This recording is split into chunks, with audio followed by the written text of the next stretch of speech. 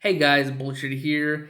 We're here for the second part of the Creepypasta icons. So last time we went through Eyeless Jack, The Rake, Slenderman, Zalgo. We went through a few of Slenderman's proxies, Hoodie Masky, and Tinky Toby. We've also kind of hit on Slender the Arrival as well because it really, I already went through that in a separate summary.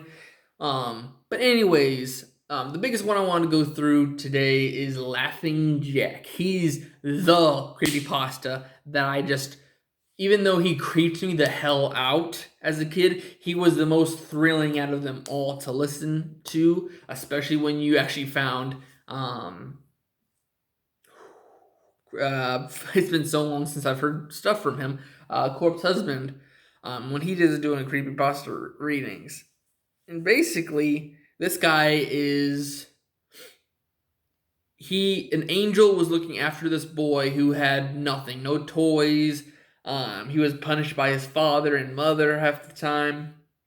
He had basically kind of no friends, so the angel looking over him sent him a gift that would offer him a friend, and it was a music box that I think did Pop Goes the Weasel. And when it did its last little ring, Laughing Jack appeared and was kind of like an imaginary friend to him. But basically, he is such a powerful being. He is like an angelic item. Basically, he is able to create anything out of nothing. So he's a blessed kind of character. And basically, he played with his friend. He did this, he did that. But the thing that changed his personality and kind of changed the story was one day the kid that he was given to kills a cat and is actually very joyful for doing it. His parents do get after him and send him to a border or a military school, leaving Jack's music box on a shelf, and it starts to age and get weathered. As the kid is gone and turns into a young adult, when he comes back, um, Laughing Jack is still able to see outside the box and see that his old friend is there, but has figured out that his time in like bad parents, a place that really no kid should go, like a border school where like a military. Sure, it strains a few of them up, but this one with that cat killing act made him go like insane. So he'll kill people and bring woman back, and I guess he's done very horrendous things before he kills them and has made them into furniture.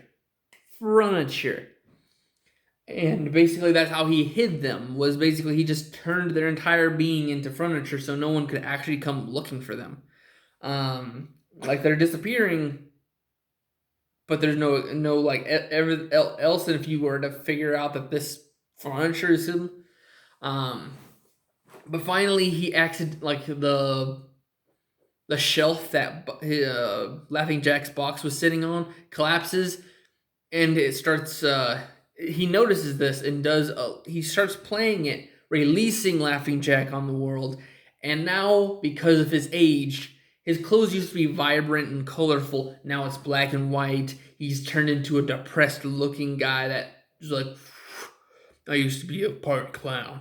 I do clowning. That's basically what he looked like. But he's like, hello, little friend. It's been so long. And basically, he does what he takes revenge on his old owner and says, I've seen what you did for fun. If that's fun to you, let's have some fun of our own. Slowly kills the guy, the slowest and most aggravating pain anyone can go through, to get revenge and to play the game that he sought out to do, which, of course, is the first of his victims. Laughing Jack, because there is no one to put him back into the box and no reason for him to go back in the box, he goes looking for any kid to play with. And for the most part, he gives them candy, he kills off like a family pet, or kills off their parent. The biggest story that everyone knows him from is the fact that there was a father thinking he was his son was playing with an imaginary friend, but out of nowhere he starts getting candy and toys that he hasn't seen anyone come up to him, even though he's taught his son never to trust any strangers. The thing is, he only thinks it's an imaginary friend. Then runs into the freaking fact that there's an actual being because he starts noticing there's actual physical contact and stuff. Then the son starts getting a little too. Then Laughing Jack gets a little too rough with the kid, and he says never go for Laughing Jack ever again. And like a few nights, or that night, the family dog is split open and candy's put inside him. Then the same happens to the son, but he is barely alive. He is like hanging by a thread alive. Um, but the father gets a gun and tries to shoot Laughing Jack. But the thing is, he's an angelic created being, so he just teleports out of the freaking way, or just gets out of existence, and it ends up killing the son. And because he had the gun, he is put as the first person that killed his son. So he is put into an insane asylum. Um, and basically, his son died by his own hand, basically. Um, he's just put as an insane person. Um, but I believe at like some more connective universes, people start noticing after they lock the people up that it still doesn't stop. So they do have someone. I think they called him like the candy murderer back in the day, where it's just like all these connected murderers. It can't just be one person because the person that is first knowledgeable, they locked up already. So what's happening? Anyways, that's it for Laughing Jack. Let's see, who else can I knock down real quick? There's Mr. Big Mouth, which is really not that different from Laughing Jack. An imaginary friend, but instead of, slowly killing the person, he starts creating games that are super harmful, such as suicide games and very harmful things like cutting with a knife, falling, jumping from a certain height. And it just slowly gets more dangerous and more life threatening as he goes. Which I guess that guy got actually no. He was a part of one of the things that got canceled on YouTube and all media. But then there was one other one, which is Smile Dog, which is basically just an image. There's two stories. There's one where he's supposed to be Jeff the Killer's dog, and he was given a smile and human teeth. But there's another one, he's supposed to be like the devil's dog, and basically he's just a virus that gets sent to someone else, and it just invades their mind, and it seems like he's in the corner of your eye, and the longer you don't send the image to someone else, the closer he gets, and eventually starts actually biting and making you go mad, and basically you have to send the image to stop him from attacking you. And that's really it for him. It's weird how those two got canceled. I guess it was just they kept getting around kids a little too much because of their names. Well, it's kind of the same thing. It's just that's kind of what horror is anymore. You take something child friendly or nostalgic and you ruin it. Same with Winnie the Pooh, with most of the creepypastas, games, shows, movies, and all that. But anyways, that's it for that one. What's another good one I can probably say? Trying to think of another good being. I've already went through Laughing Eyeless. I guess we can go over the killers. The killers real quick. So basically, it's kind of a quick story. Jeff was basically just a very weird kid. He got bullied all the time. Eventually, he started fighting back, and he started getting. He kind of had the same mentality as the kid that used to have Laughing Jack, but this kid, but Jeff as a kid started, actually saying, "I actually really like what I'm doing." His brother eventually starts trying to notice this. Um, and one of the final things Jeff does as a normalish kid is he throws Jane into a a puddle of bleach, or like he throws bleach at her face, and that's how her face goes pale and it kind of gets a little chemically disfigured, which is why she starts hunting down Jeff. So anyone in her way to kill Jeff for doing that to her as a kid dies. But if you just like, hey, here's a tip off to Jeff, she probably let you do your thing.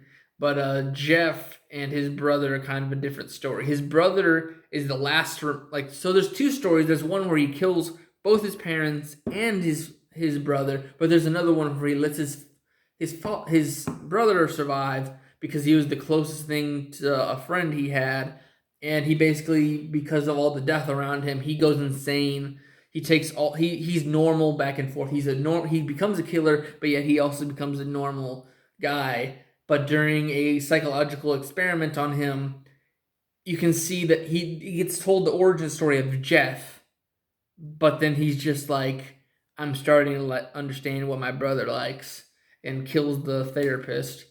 And then Jeff is just after his dealings with the bullies and Jane, goes back, bleaches his skin, carves a smile face into him. That way he can never frown, and tells his mom, "You lied to me, Mummy," and kills his parents and then sometimes his brother, and then goes on a rampage where he just either says, go to sleep whenever he's about to kill someone. He tries to do like a sleep kind of killer. Um, he's trying to pull a Nightmare on Elm Street.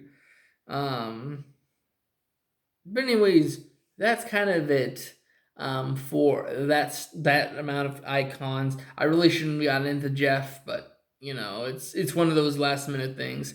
Anyways, we are done with the creepypastas, and we are done with October.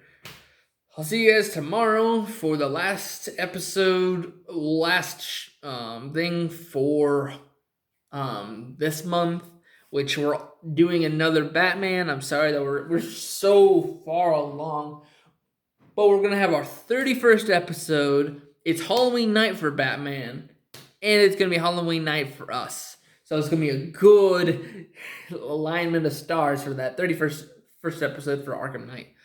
But we're probably gonna be done for Arkham some middle point in November. I might actually extend Arkham a little bit more because I kind of want to jump into Modern Warfare 3.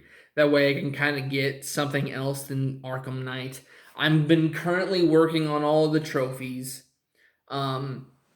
because everything is so ahead of me right now that by the time you guys see this video, I'll probably have December done.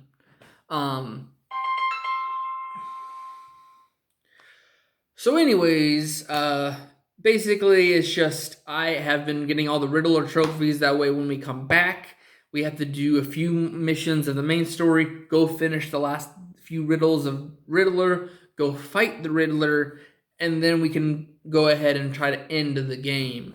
I'm at 80%. There should be not much left than that. I have less than 100 trophies to go at my point in time, which is like I'm still. It's September 27th for me right now, or it's the 30th for you on October.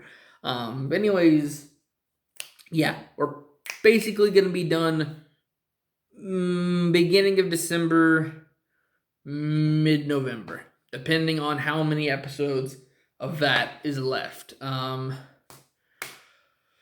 Anyways, I will see you guys in the next video. Bye-bye.